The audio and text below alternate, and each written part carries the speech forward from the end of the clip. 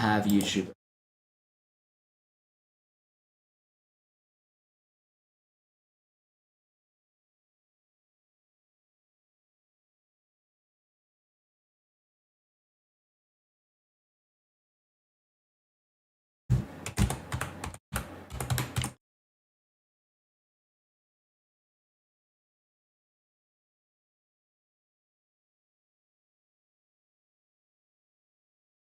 Perfect. Okay. So I've just got the chat here. So anyone who wants to chat to me on YouTube is welcome to chat to me. So there's like check. Yeah, there's one person online. Okay.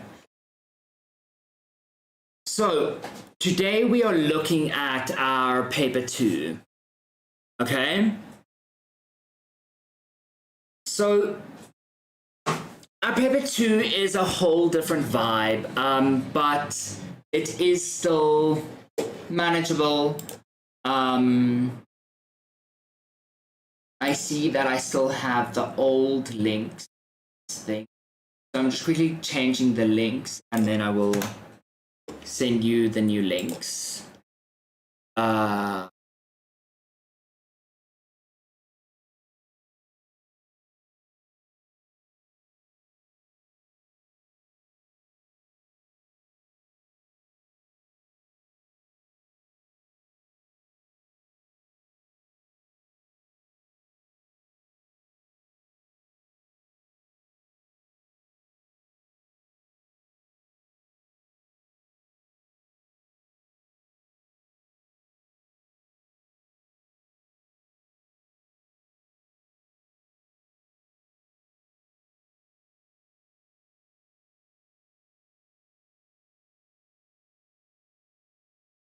Okay. Did you have any questions on your previous piece that you were busy with yesterday? Not really. You explained everything quite clearly.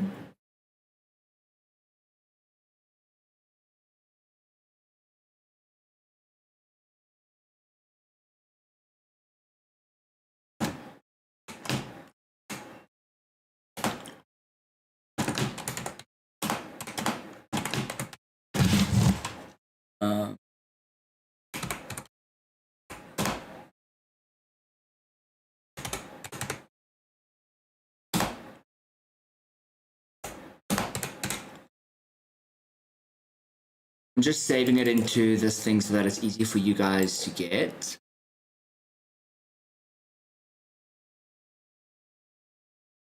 Because it just didn't even cross my mind to save it in a way that you could easily access it.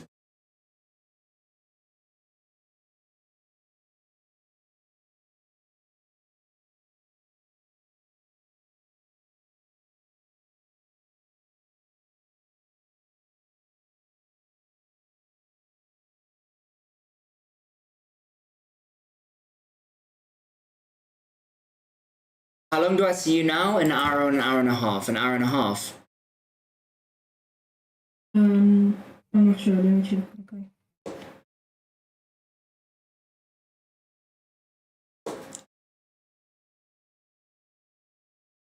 An hour and a half.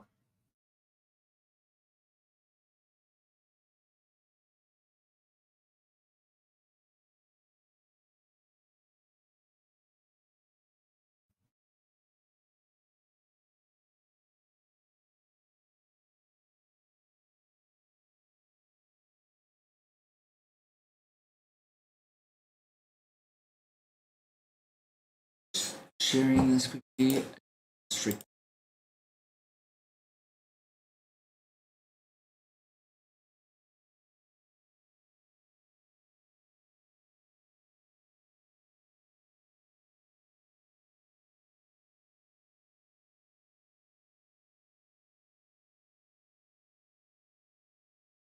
Okay, now everyone should have the links. I'll send it on Discord as well.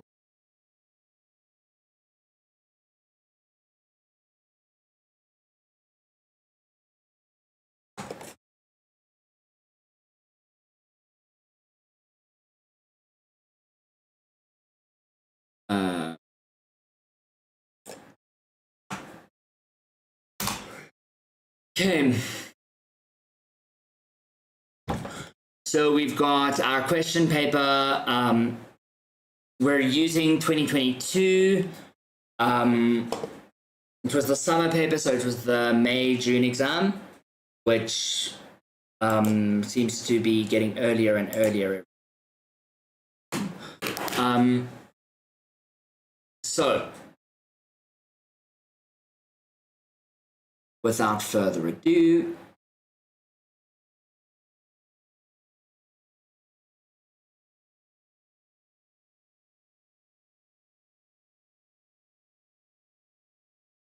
let me share my screen. So, what we need to know when we look at a question like this is, firstly, what are they requiring of us?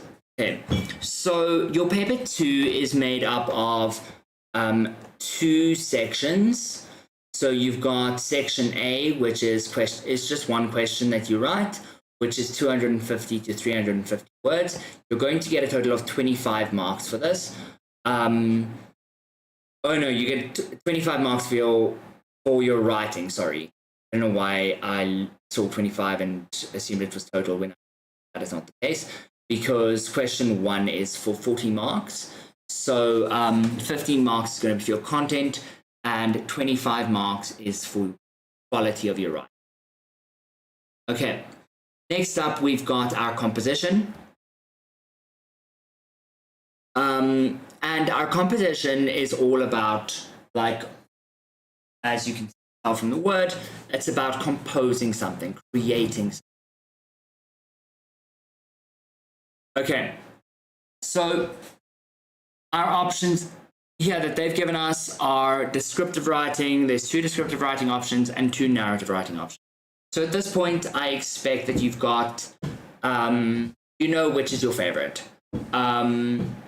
And yeah, maybe we shouldn't go into an exam with like a favorite way of writing, but you know where your strengths are.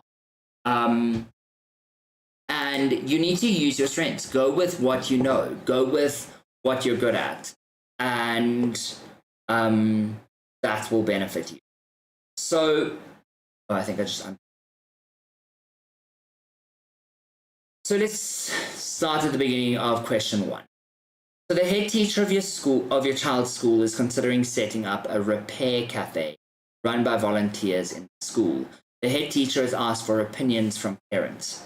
Write a letter to the head teacher giving your views as a parent. In your letter, you should evaluate the ideas, attitudes, and opinions given in the 2 texts and give your views about whether or not a repair cafe is a good idea for students, staff, and the wider. Okay. I'm going to do...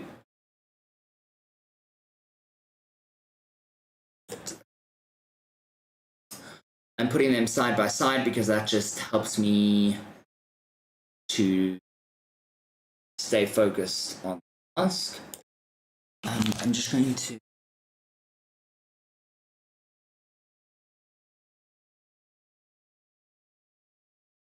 Give me a sec.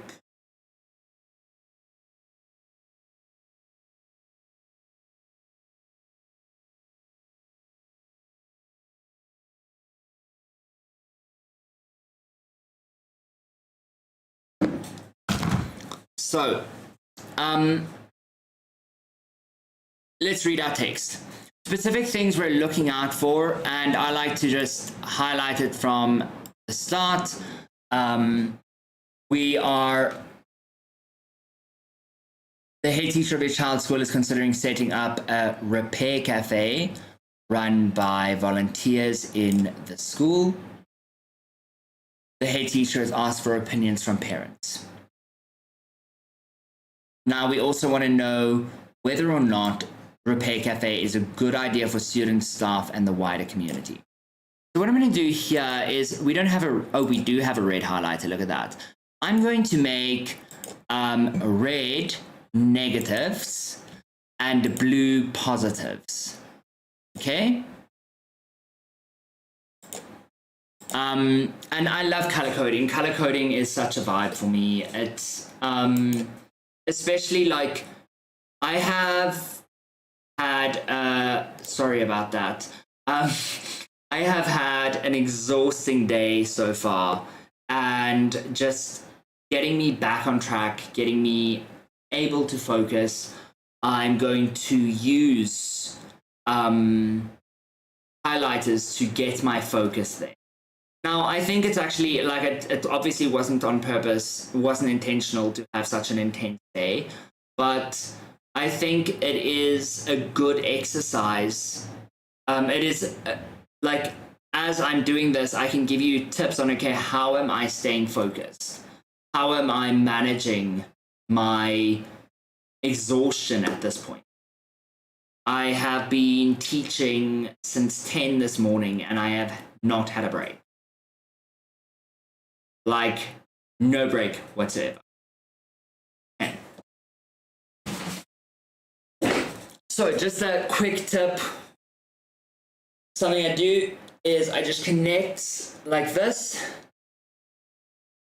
And so what you do is you put your hands together like this and you bring it under like this. And this is something I actually learned in grade 4 from my English teacher, and she did a lot of work with ADHD kids, and since I have ADHD, I didn't realize why it helped me, but it really helps, especially when I'm feeling tired and I just need to focus on what I'm doing. So, we look at permission to play. Let's make fixing things cool again. So we know that our topic, so I'm going to just highlight things that I need to know. Our topic is all about fixing things. The text is about encouraging people to repair their broken belongings. Yellowed kitchen appliances, dust-streaked radios, unresponsive DVD players. The table was strewn with stuff that even a junk shop's discount couldn't make enticing. Most of the electronics were broken. All of them had outlived their usefulness. Maybe our grandparents would have a go at fixing objects, but the number of children that day, screwdrivers in hand, who crowded the table, just to get a look inside this stuff, made me hope we could revive old skills. Okay, so we've got this positive take.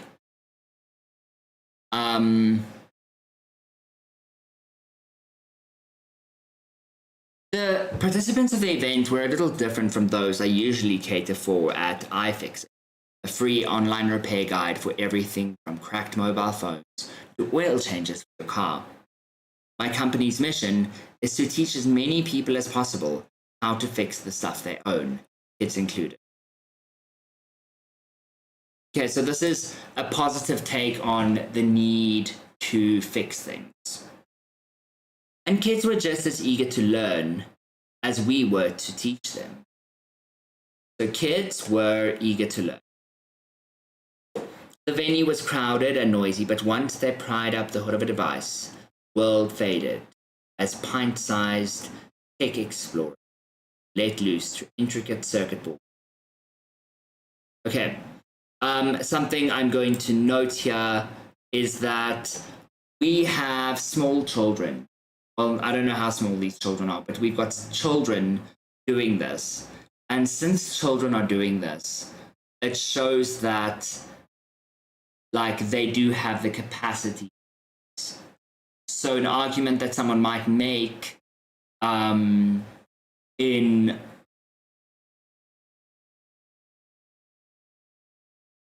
their writing is that children aren't able to do this. However, if we look at this passage so far, children are able to do it. One teenager spent 2 hours working on an obsolete video player. It was amazing to watch the old relic whir back to life. Okay. Now, we can talk here about the commitment It teaches teenagers to commit to things and to actually follow through with a process. This is something we get from here, but it is an implicit idea. Do you see it? It's not explicitly stated in the text, but it's an implicit idea. Now, we need to be looking for our implicit and explicit. And in this case, we're looking at an implicit idea. Kids were born tinkerers. Okay? Sorry, kids are born tinkerers. They like to fiddle with contraptions, experiment with what happens if. All they need is someone to put a device in one hand, a screwdriver in the other. Do you want to take this apart? Eyes go wide with astonishment. After all, parents have been telling them not to take their entire life. Okay, so we've got kids are born tinkerers. Their eyes go wide with astonishment. And then I'm going to put this here because their parents have been telling them not to take things apart their entire lives. And that is very much for a reason. As someone who has children, like, I would love to hand my kids an old cell phone and say, take it apart. However, my daughter might not do this because my daughter is just like that. She wouldn't do that. But my son might have a moment and try to disassemble his tablets just to find out what's inside. So there is that, and we need to consider that that is a thing. Discord closed for a moment. So we need to consider that that is a thing, and so parents are going to raise that as an objection. Okay. So things related to that might get expensive because children are going to want to bring their knowledge from school back home, which is fine. But like next thing, we've got them taking apart the TV. And then they could even maybe try to take apart a microwave. Taking apart a microwave is very dangerous. You can electrocute, even if it is unplugged. Microwaves have large capacitors in which can electrocute you. So these are things that the parents might bring up for why they don't want their kids taking things. As adults, we enjoy our toys and gadgets too, though ours are more expensive, so we keep younger hands away. Give kids something to take apart and their faces light up with excitement. Give adults the same advice. Intimidation clouds. That fear comes from a lifetime of feeling like electronics are beyond us. We're not qualified to tackle. Okay? Now here, another implicit idea I can take from this. You see, most of the ideas I'm getting are implicit. I'm not taking things directly from the text, I'm just getting ideas. So we've had a lifetime of feeling like electronics are beyond us and we're not qualified to tackle them. So this teaches kids that electronics are not beyond them and they live in a world where electronics are all around them. I mean, even if you compare me to my kids, when I was a kid and I was 8, yes, I had a cell phone. It was like one of those, it could just SMS. It could literally just SMS and that's what you could do with it. That's what it could do. But now my kids are 5 and 6 and we play Minecraft together. I play on my computer and they play on their phones and I've got a server that we all run on. And it's just us on the server. I don't want them on a server with randos. But we are playing together. And technology has changed so much. And when I was a child, I was kind of told that I mustn't experiment. and I did experiment and I did break things. But like, I've got a passion for technology. This morning I spent quite a lot of energy trying to get Auto GPT work, which is Chat GPT, which directs itself. And just for the fun of it, I've got nothing to do with it. I don't have anything that I wanted to do. I just wanted to do it for fun. And I think that experimentation is great. And so in my essay, I would be talking about the importance of that experimentation. There are all kinds of pressures on us to replace rather than fix. Okay, and then this whole idea of replace rather than fix, I can bring my own perspectives in about consumerism, and how consumerism pushes us, consumerism and capitalism as a whole pushes us to constantly replace things when they get old, and it's wasteful and it is not environmentally. And so these are things, this is where your opinion is going to come in. So yes, you do have what they've said here, but you're using your own perspectives. And this is where it has directed you. Okay? You have some kind of direction on where you need to go, and they tell you what you need to do.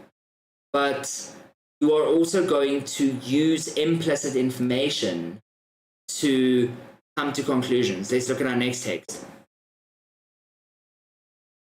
Can we fix it? The repair cafes waging war on a throwaway.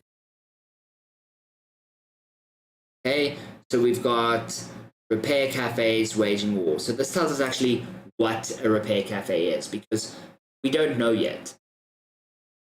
The following text is about the repair shop cafe. A vacuum cleaner, 2 laptops, an e-reader, a washing machine, hair clippers, 3 chairs, a pair of jeans, and a remote control helicopter. All broken. It sounds like a pile of things that you'd stick in boxes and take to the rubbish tip. But it's a list of things mended, a single afternoon by eager volunteers, just one of the many repair shop cafes. It's a list of things mended in a single afternoon by eager volunteers. So this talks about how it's actually easy. It's not that time consuming. Okay. The Repair Cafe is part of a burgeoning international network aimed at confronting a world of stuff, of fridges and dishwashers littering dumps in countries far from where they were born, the rubbish swilling through oceans. There are now even TV programs showing how treasured objects are restored. Okay. So here we can talk about they're talking really about the popularity. The hair clippers belong to William, who describes himself as mechanically. Sits down at the table of Christine, who volunteers at a where people can bring household items fixed for less than 5 minutes. Christine, a librarian, unscrewed and removed the blades, cleaned inside the machine, oiled the blades, and screwed it all back together. Okay, so this actually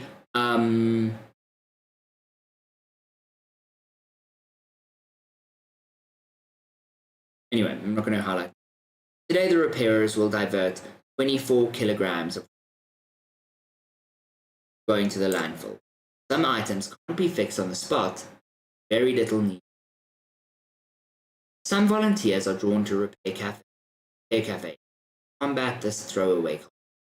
The average lifespan of clothing in any country is 33. In some countries, it's less than that. Manufacturers design products to break down after time and make them difficult, expensive to. One Repair Cafe volunteer, Stuart Ward, explains fixing items is discouraged by many manufacturers. Just give me a sec.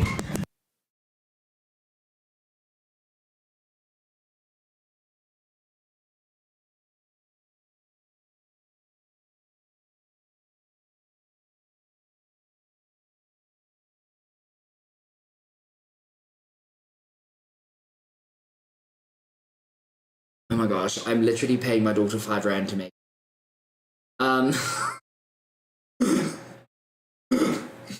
Some items can't be fixed on the. Okay, so fixing items is actively discouraged by many manufacturers. We believe in the right to repair. Okay, so if we're talking about the right to repair, I can actually explore this as a parent. Yes.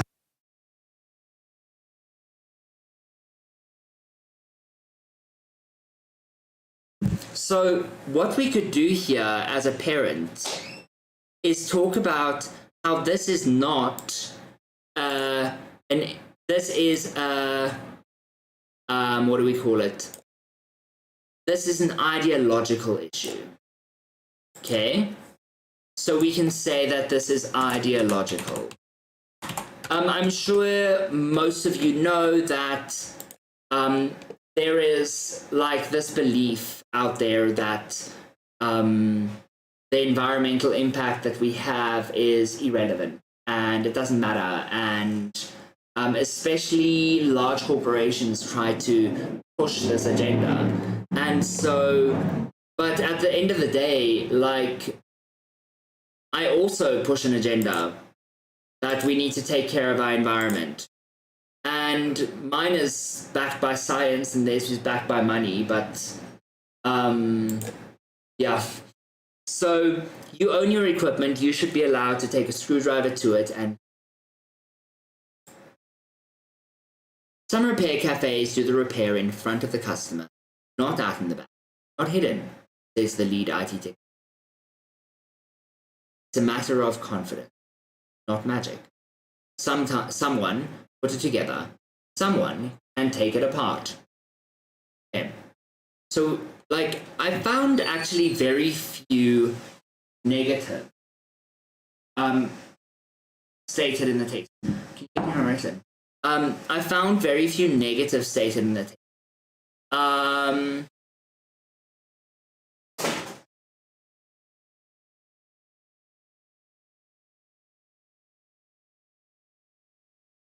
Did you perhaps see something that I didn't? Not really. In the second text, though, where it said, where it was explaining how Christine, the librarian, is like cleaning the inside of a machine. Yeah. That sort of relates back to one of the previous points that you highlighted. So I suppose when you're writing the letter, you could elaborate on your idea using that specific example. Yes, great. Yes, we can try and elaborate as much as possible on our ideas. So, some ideas we could note down. Let me just create a Google.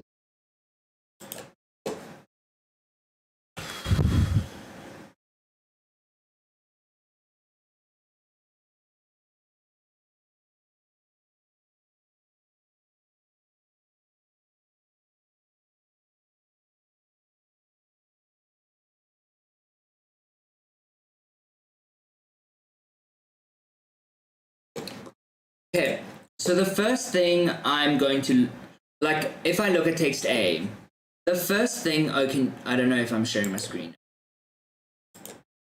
The first thing I would look at is about reviving old skills. And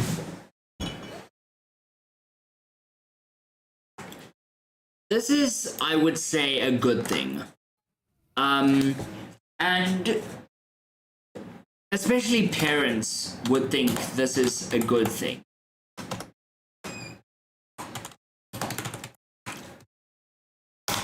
Yes. Maybe not.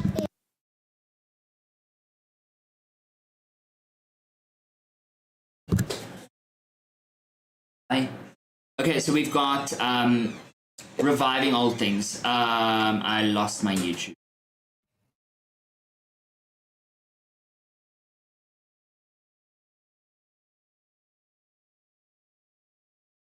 gosh, where did it go?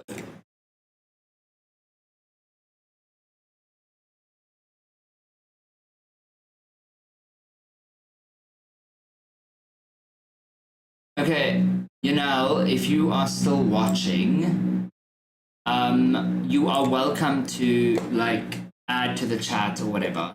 If you want to join us on Discord, you are welcome to do that as well. I can see if you have.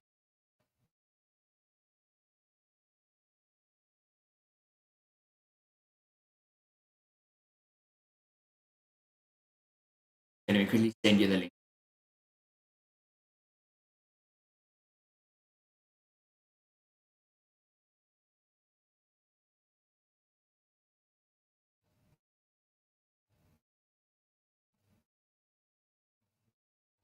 Okay, well then, I'm going to send you the link and then you can see if it's easy to join. Otherwise, just you can chat here. This is perfect.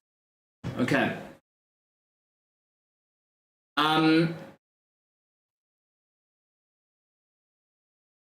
So what? Okay, there we go.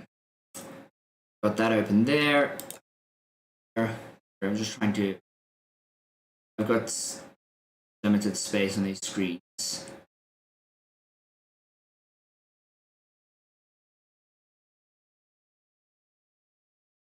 So we're looking at reviving old skills. I think that was a thing I mentioned. Then the idea that it's not just adults who should be taught, but children should be taught. Okay? Now these are all ideas that I'm getting from text A.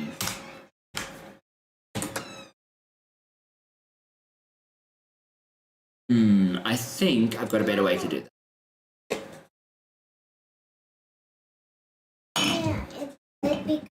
I'll see, I'm in a lesson. Okay. Probably. Okay, so I think instead of doing that, I'm going to rather do it like this because if we think of what you can actually do in your exam, you can't like do like a full breakdown. Okay?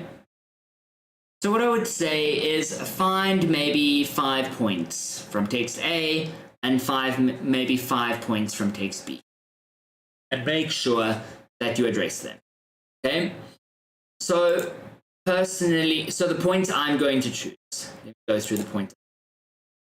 I'm going to make the thickness quite thin.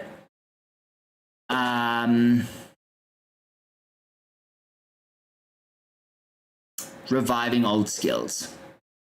Okay? Said, yes. Okay, then we've got this kids included. So kids should also have the opportunity. Okay?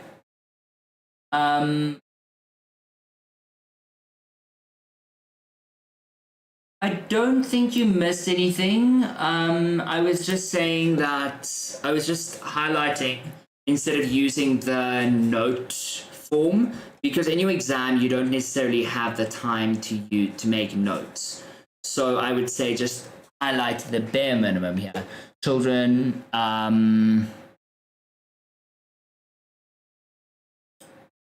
my gosh, I wasn't supposed to do that.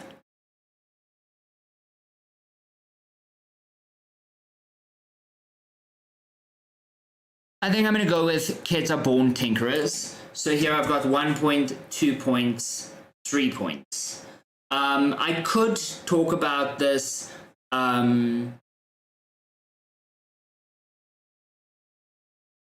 This teenager spent 2 hours working on an obsolete video player. And I could do that and talk about how it can bring back their, it can create some kind of passion. It can create some kind of excitement. It can increase their focus, stuff like that. But it might not be entirely obvious to the examiner that is what you are relating it to.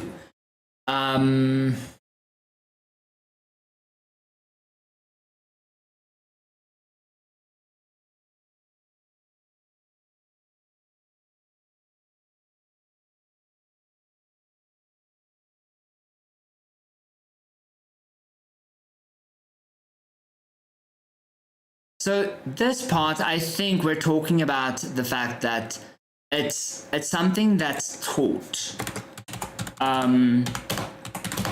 It doesn't come naturally to just throw away. Okay? And since you are, I think the instruction is for you to be a parent.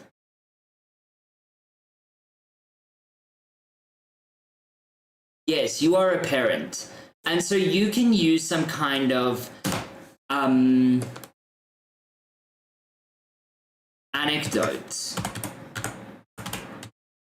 to make your points.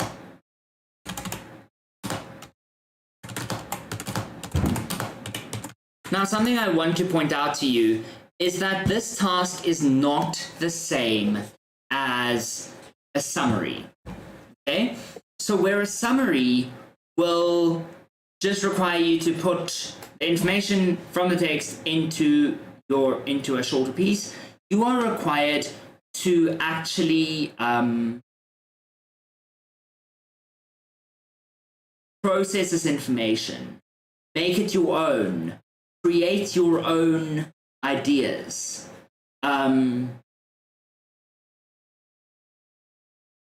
And remember, we are told that we need to evaluate the ideas, attitudes, and opinions given in the text. Okay? So when we're evaluating something, does anyone want to tell me what we mean when we say when it says evaluate? It's evaluate the ideas, attitudes, and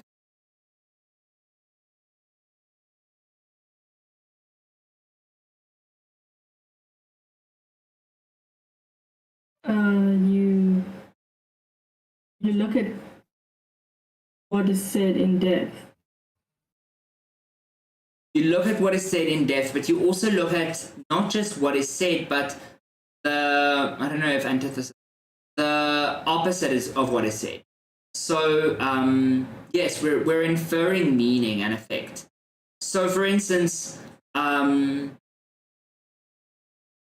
if we're looking at this, we could say, okay, but there are safety concerns. Like I mentioned, taking apart microwaves. I could say, okay, people might think that fixing things is outdated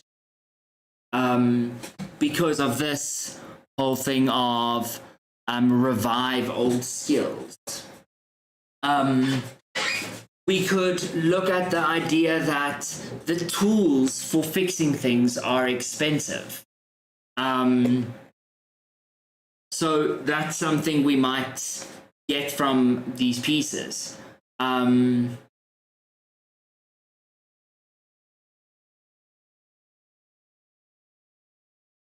then there was, where was it that they mentioned that not everything could be fixed? I think that's in text B. They say not everything could be fixed. So if we're looking at not everything can be fixed, we could also like have a counter argument of trying to fix things, but our efforts are pointless and it's a waste of time. And then like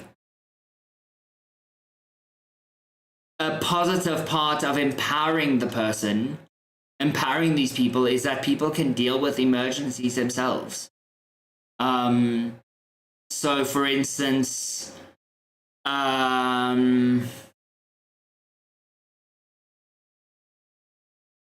yeah, 2 laptops. There are 2 laptops, they got fixed. Okay? I don't know about you, but if my computer is not working, it is an emergency. It is a matter of national emergency. Okay?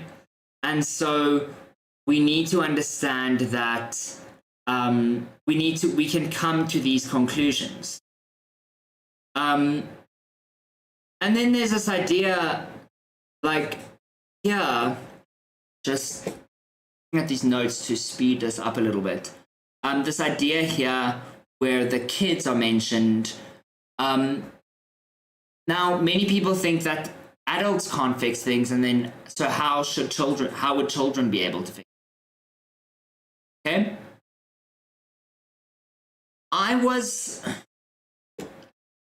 how old was I? I was probably 12, and I didn't know. Everyone probably knows what an aux cable is. I didn't know that an aux cable existed. And so I took 2 pairs of earphones and I cut them and I put the cables together. And then I tried to use it as an aux cable and I blew up my radio. So I don't know. I think it was being temperamental. It should not have blown up. I probably could have fixed the radio if I just opened it up. But anyway, I destroyed my radio. But over the years, I've managed to develop those skills of fixing things, even though people much older than me could not. And this was in my teenage years. We had a virus on our laptop at one point, like we had like a family laptop, and we had a virus on the laptop, and nobody knew what to do with it, and we took it to Incredible Connection, and they couldn't get it off. And I just sat for 3 hours and I researched how to get the virus off, and I got the virus off, and children are able to do that. And so we can talk about that and we can use our perspectives. We need to act as parents. We need to think as a parent would. Okay, so think about your parents and think about how would your parents feel about like a fix-it cafe or whatever at your school.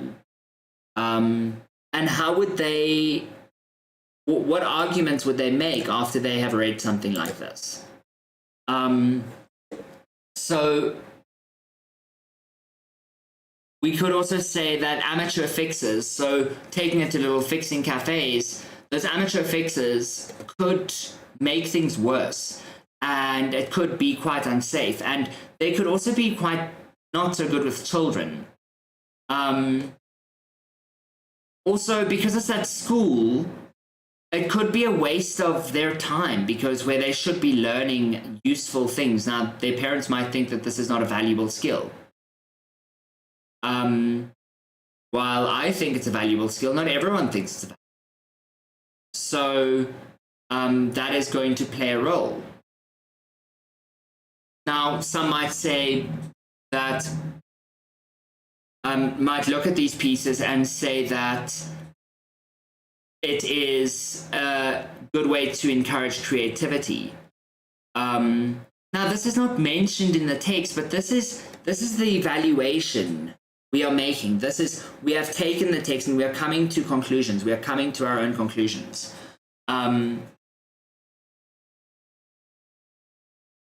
We could even take it further and we could say that the learning that they do here will teach them skills. Like I spoke about this working on something even when it's hard, the skill of working on the obsolete video player. The student pushed on even though it was challenging and stuff. And so that could be applied to the classroom.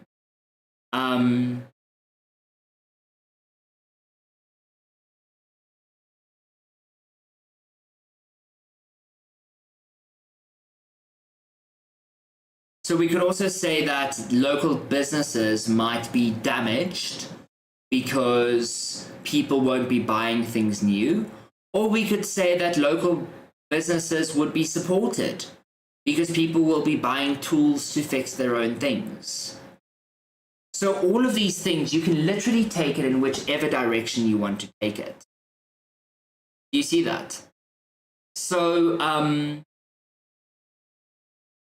in terms of our text B, things we could have noticed are the fact that it reduces waste. That's a very big idea there. It reduces the exploitation in poorer communities. So that is something that comes up in this text B. Then this whole idea of it should be a right. I feel like that is something you can really hold on to. You can grab onto that. And then also like this whole idea here where they don't do it in secret.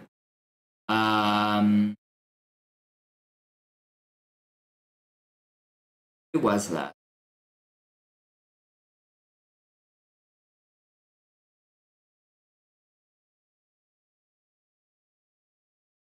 Oh, there we go. Not out in the back, not hidden. I wanted.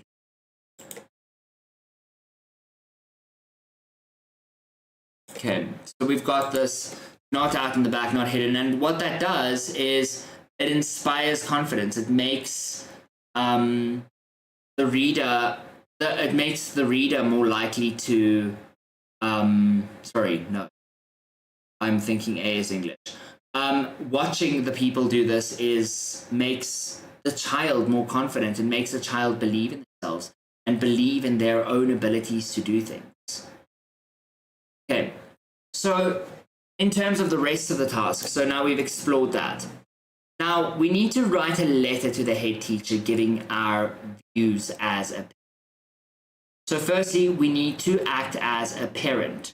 So we need to write like a parent. We cannot be writing like a teenager. We need to sound like a parent. We need to use words that are fitting for a parent.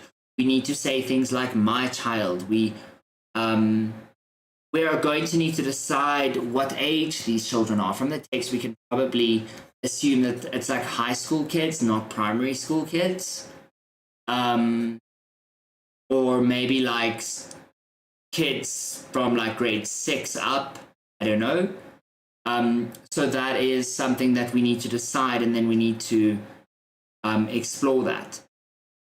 Now, another thing we need to do is see, okay, is it good for students, staff, and the wider community? So we need to make sure that we address all three of those points in our case. So let's talk about structure quickly. How are we going to structure our piece?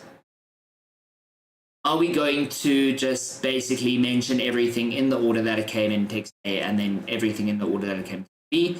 No. We are going to structure it according to, we're going to group things. Say, okay, this thing and this thing belong together, this thing and this belong together, and I can explain this point using this idea. Just like how Cobble said earlier on. So that's how we will explore that. Do we have any questions on that?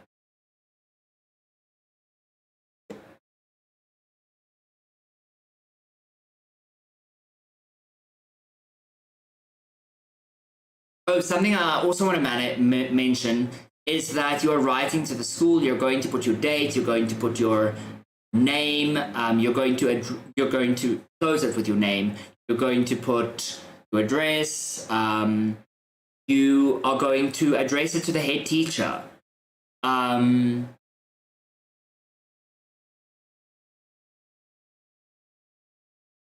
you might even want to, so you're going to address it to the head teacher, and you're going to use the appropriate register throughout your text. Now, a head teacher to South Africans, a head teacher is like a principal. So we're talking to the principal. We're speaking in a respectful way. We're not buddy-buddy with the principal. And so that needs to come through in the way we write. Okay.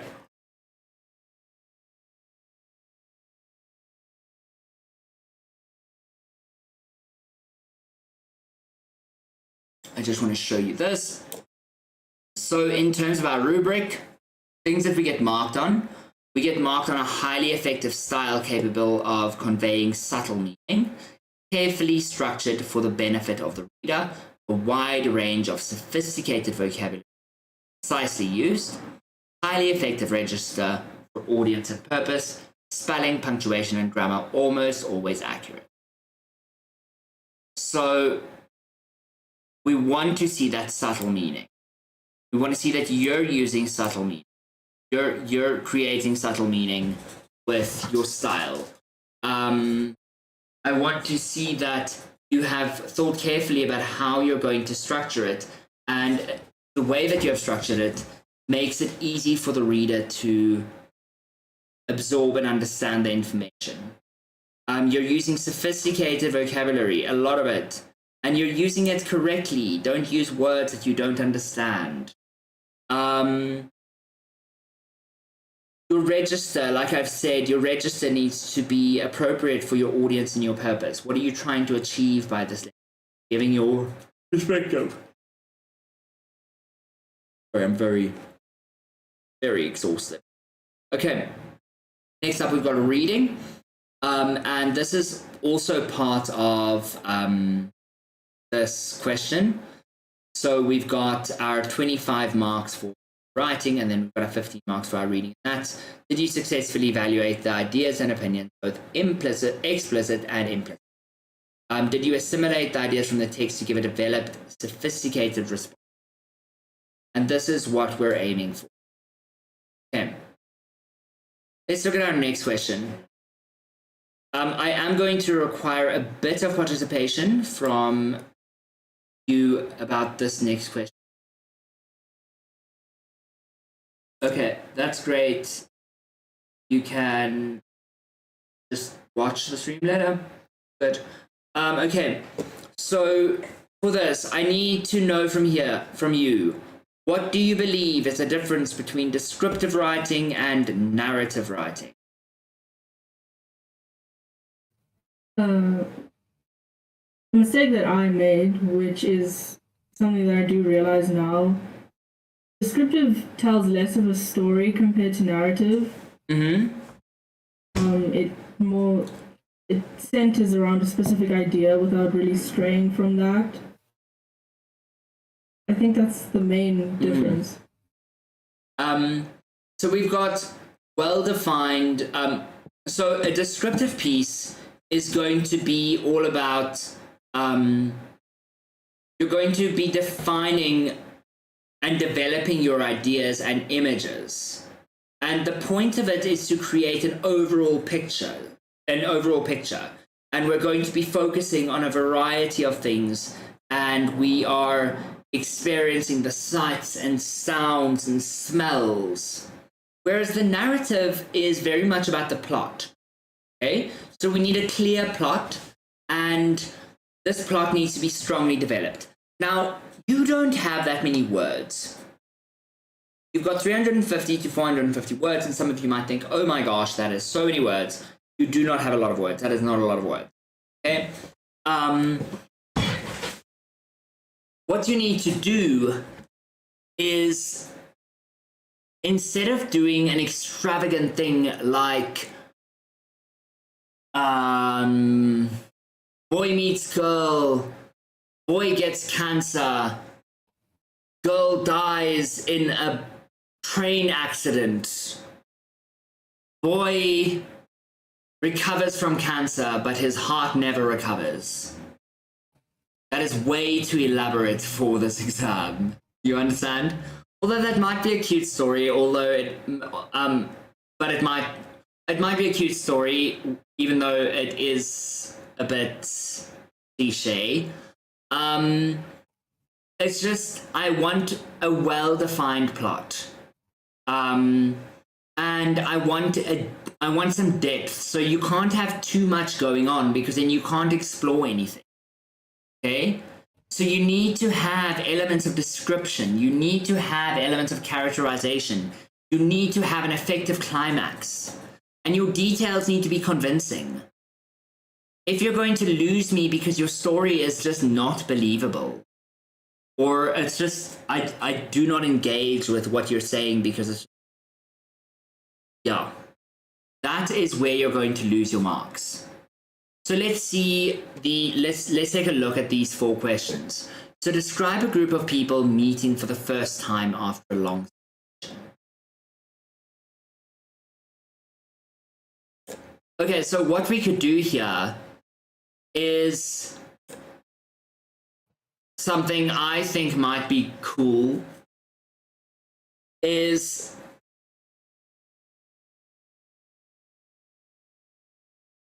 instead of describing, I can describe the setting a bit, but instead of like all of them experiencing the same aspects of the setting, okay, I can look at them either as as an omniscient narrator, knowing their thoughts and feelings, or I can be a person in the room who is just looking at them and seeing what they're doing and seeing how they react and how they respond to the different things. I can talk about them as characters, what they're wearing. I can talk about how they smell. The one person walked past me and she smelled a little bit like my gran. I could do that. And then obviously I'm going to explain that smell. I'm going to describe that smell for the reader to experience it. Okay? And I'm going to create this one shot of the scene. Okay. Now, the difference between a descriptive piece and a narrative piece is a descriptive piece about this would be about the moment of their meeting, the scenery, the stuff like that. Whereas a narrative would tell about a conflict they might have. And the conversation might progress through the conversation and then the conflict they have and someone storms off. So do you see how they are different? Then I've got describe a city street in very bad weather. So this is another one. I often do this with every group, every IGCSE group I have. I do an exercise where we take a picture of a street and I tell them to put themselves somewhere in the street and describe everything they are experiencing. Smells, the sights, the sounds, the thoughts as they experience the different things, how it impacts them, the flinching of the cars driving too close to them. Put themselves in that position. And you don't always have to be a character in that space. You can be this omniscient narrator who just knows and looks on. When I do descriptive writing, I'm better at actually being a character and showing my experiences of the moment. Then in terms of narrative writing, we've got two options here. Write a story with the title, The Prize. So it can be about anything. Okay, literally anything. So the prize, let me think of a plot. Let me think of a complicated plot versus a simple plot. A complicated plot, I might talk about the 30 years that I spent researching, or I went on this expedition to find this treasure chest and eventually I got it, and there's lots of turmoil along the way and there are a lot of challenges along the way, but eventually I got my prize. Okay? And I'm going to have a climax. Now, after your climax, you usually have some kind of denouement, some kind of it kind of peters off. It's not just this abrupt end. An abrupt end sucks. Now, a more simple idea is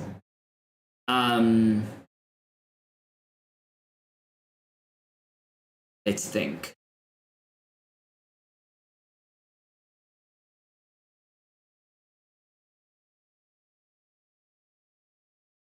I can tell it in I can talk about it in first person. And I can pretend I am an 8-year-old. And my mom has told me that if I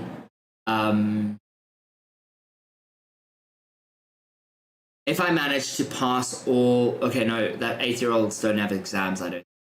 My mom has told me that if I manage to get through all my maths worksheets,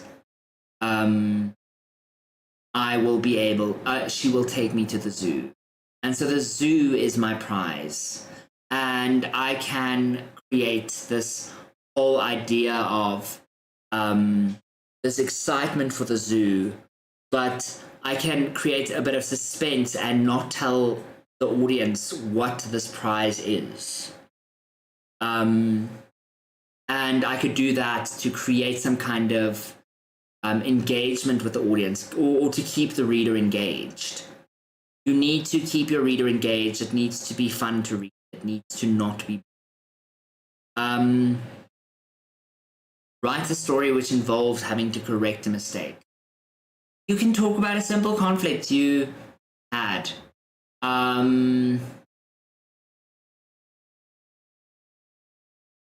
mean, having to correct a mistake, I'm thinking of some movies where someone made a mistake in an exam and broke into the school building at night and corrected the mistake on their exam. That is a legit movie. I don't know what movie. But you can use that idea, although it might be a little bit elaborate. You could also write a story about interpersonal conflict,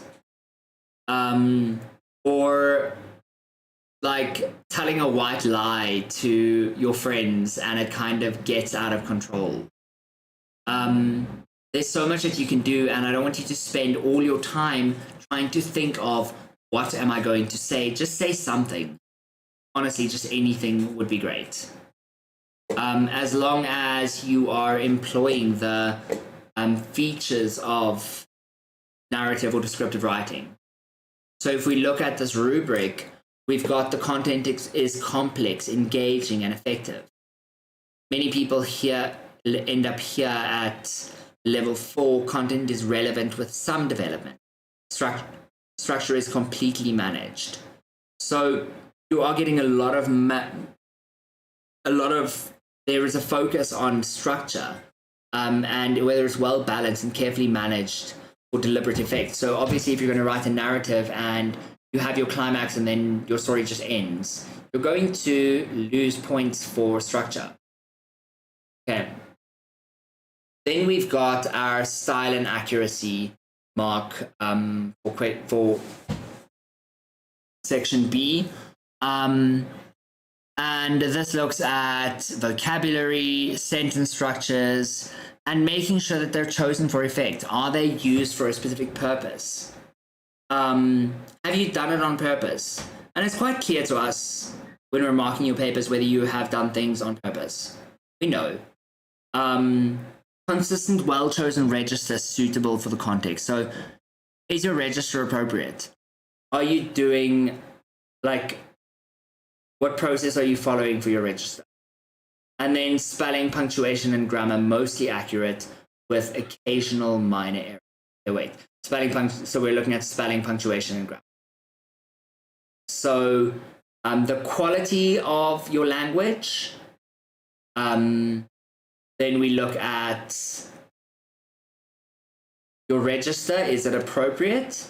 And then we look at the accuracy of your language. Okay. Now, do you have any questions on any of that? No, not really. Okay. I know I approached this paper a little bit differently to how I approached the previous one. It's just everyone's going to have a very specific way that they do their writing. And I find that, especially in this paper, if I say, okay, you must do it this way, then people try to copy me the whole time. And instead of finding their own voice, writing in their beautiful, specific way, I want to see your style come through. I want to see how you have a developed writing style. And that's what I'm looking for. Does that make sense? Mm-hmm. Okay. Yes, you have. I think you. Yes, I think it was the fourth question 2 with the narrative and descriptive writing. I'm not sure how the grading. One was for the style and register, and then the 1 out of 16. I'm not sure which one that was. But Just looking for. I close it.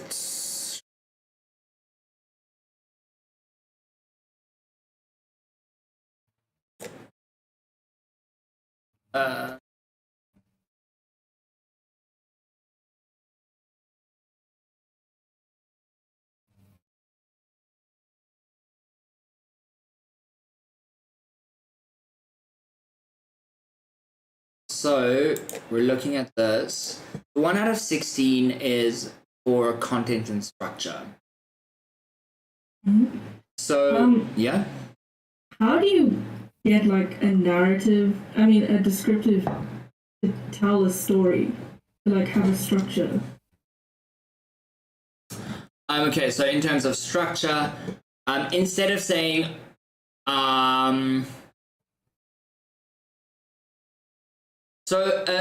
I've seen a couple of effective things recently. Okay, I actually can't remember the terminology for these things. I'm sorry. But you've got there is very specific terminology for. But in terms of our structure, what we've got is, what I've seen someone do is they're walking through a shopping mall and they're describing everything they see. Okay? That was great. I really enjoyed that piece. Okay? And it's almost like chronological in how they're experiencing it, but there is no story, there's no climax, they're just walking. Okay? Mm-hmm. Then I've seen, let's say someone describes a house. Okay? So when you describe a house, you can either start at the outside gate and make your way inside the house, or you can make your way from the inside of the house to the front gate. When you're describing a tree, you can start at the top and move to the bottom, or start at the bottom and move to the top. But if you're describing a tree and you are starting at the base and then a little bit at the top and then a little bit in that way, and you're kind of sounding like me when I haven't had my Ritalin, then you're going to just not quite get it. Okay. Okay. So, for instance, for this specific question, a group of people meeting for the first time after a long separation. So You could pretend you are the table in the room. You could set the scene as being a friend reunion for high school friends. And this is like 10 years later. And you see, like, people aren't all going to come in at exactly the same time. So there's going to be some chronology. Okay? However, for this one with the bad weather, we can focus on you could describe the weather as it's getting worse. You could describe the weather as it's getting worse, or you could emulate the rain. And you could almost be like a raindrop. And you could be looking down at the city street. And as you're looking down, you're describing things in a very overall way, and then you're going more specific, more specific, more specific, more specific. Until eventually you get to the drop on the road and the water running into the drains. You understand? Mm-hmm. The mixing of the water and the oil on the road.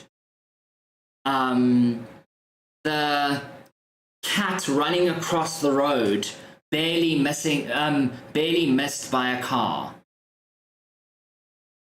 And these are things that you can add some humor. And when you wrote your piece, your previous piece, I loved the humor that you added. It just wasn't appropriate for what you were doing. Okay. Are we good? Do you understand?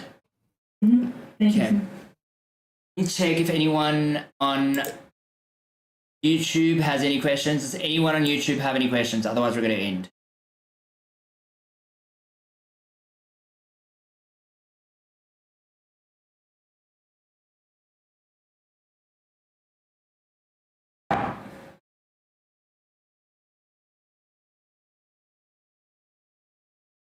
Okay, I'm going to put my email address in the chat for if you have any. For if you have any questions. Okay. Cool. Are we all good with that? Mm-hmm. Goodbye then. Have a wonderful day. You too, sir. Bye.